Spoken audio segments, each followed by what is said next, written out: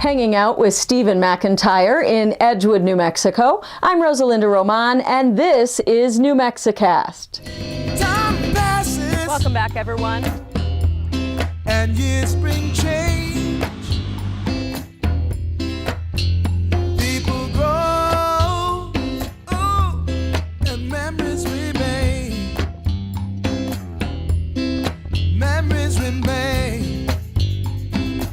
Las Vegas, Nevada. Memories remain. Yes, they do.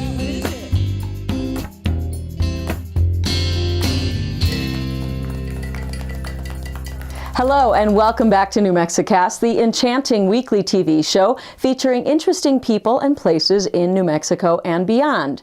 I'm Rosalinda Roman, and the guy you see behind me is Stephen McIntyre. Now, if you don't know who that is, don't worry, I didn't either until my friend Tom McGill told me that he is a Canadian mining engineer. So why does he have his very own bust, you ask? Well, it's a good question, and we're going to get into that and some other metal masterpieces in the next half hour as we head to a small New Mexico town called Tucumcari. Enjoy. This high-quality New Mexicast story is brought to you by... Where are we going? To the dentist. What's the name of the dentist? Is it Dr. Riachi? Yeah. For as long as my children have had teeth, and in fact long before my children ever existed, Dr. Galina Riachi has been our family dentist. Yep, we're gonna look in your mouth. You wanna do that? Well, have a seat with your And once you visit Dr. Riachi and her exceptional team at ABQ Dentists, you will understand why. Ready? Open big.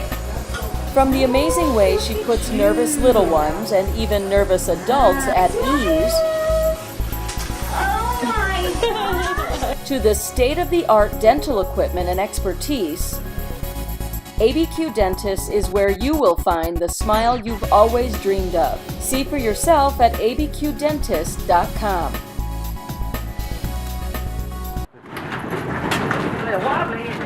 When you first step into the foundry at Mesalands Community College in Tucumcari, New Mexico, you're greeted by this impressive saber-toothed tiger. It is one of the many prehistoric bronze figures made here for the Mesalands Dinosaur Museum nearby. Throughout the year, students in the Fine Arts Bronze Department use the same professional quality equipment to create amazing things. Under the expert tutelage of foundry master and art instructor DeJean Jawrunner. Hi, this is DeJean Jawrunner. Tom McGill is one of those students. She's the boss, the inspiration, and the founder of the Iron Pour. As a former staff member at Los Alamos National Lab, he appreciates excellence in the sciences and mathematics. I just have always liked science, so I just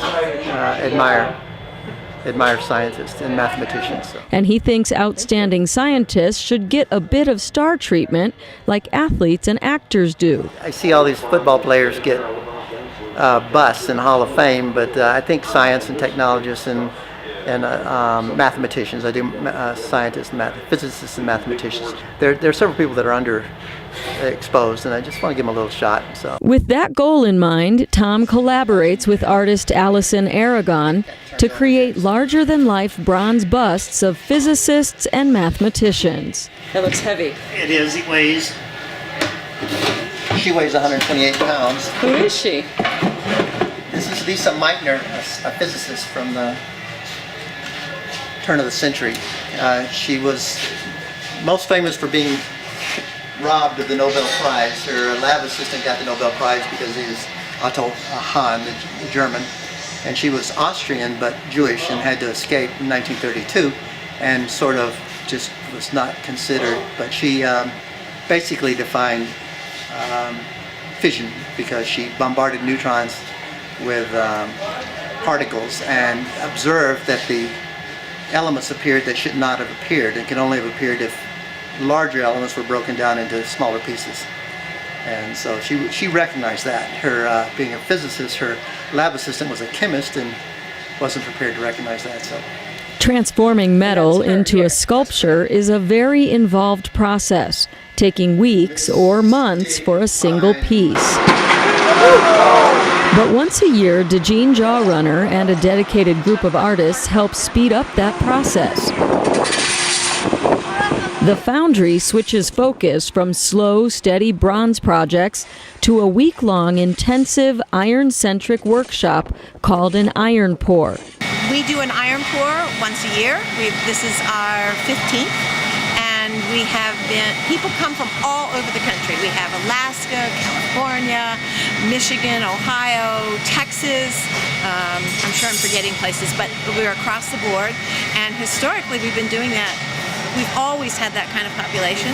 The people who pour here are professional artists, graduate students, professors doing professional development, people who've never done any art before and showed up for some reason, guess they like fire. And we have beginners, we have advanced, and what happens here is they come in for 7 days in a row, we eat together, we work together. The only reason they're here for 12 hours a day is because I kicked them out at the end of 12, or they would stay 24. It's a cult, and they call them tribes. They're various tribes that come in. Tom McGill is one of those who loves coming to the iron pour to watch the action unfold. On this day, he graciously agrees to take us on a tour of the iron casting process and introduce us to the fascinating participants who gather for the iron pour. These are called iron maidens, and you throw coke and metal together in the furnace, and they melt, and it comes out the bottom. Coming up after the break, my friend Tom McGill will take us around the foundry and introduce us to the steps it requires to make a statue like this. And we'll also talk later in the program about the role that peeps have in the whole iron pour process. You know, those candy marshmallows? You definitely want to stick around for that. Don't go away.